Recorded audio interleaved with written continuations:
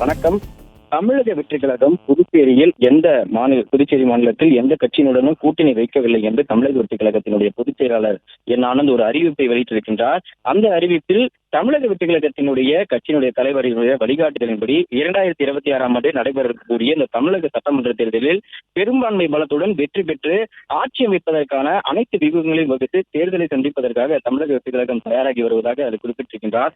அதே போன்று இந்த சூழலில் 2026 ஆண்டு சட்டமன்ற தேர்தலில் ஆட்சி மாற்றத்திற்கான முதன்மை சக்தியாகவும் ஒட்டுமொத்த தமிழக மக்களின் ஏகோபித்த வரவேற்பையும் ஆதரவையும் பெற்று மக்களினுடைய மத்தியில் தமிழக வெற்றிக் கழகம் அடைந்து வரக்கூடிய எழுச்சியை மடைமாற்றம் செய்வதற்காக உள்நோக்கத்தோடும் அடிப்படை ஆதாரமற்ற தகவல்களை கொண்டு புதுச்சேரியில் தமிழக வெற்றிக் கழகம் கூட்டணியை அமைக்கும் என்று வார இதழ் ஒன்று உண்மைக்கு முற்றிலும் புறம்பான தகவல்களை செய்தியாக வெளியிட்டுள்ளது என்று அதில் குறிப்பிட்டிருக்கின்றார்.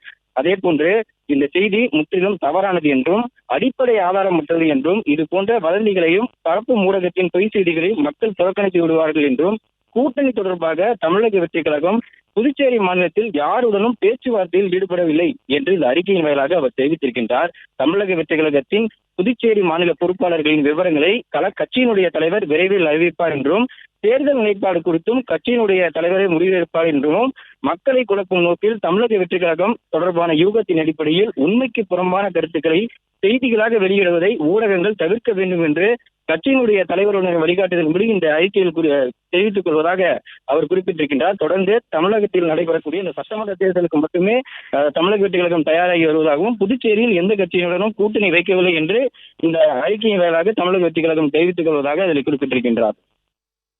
பிளே ஸ்டோர் மற்றும் ஆப் ஸ்டோரில் இருந்து பாலிமர் செயலியை QR கோடு மூலம் பதிவிறக்கம் செய்யுங்கள். செய்திகளை உடனுக்குடன் பெறுங்கள்.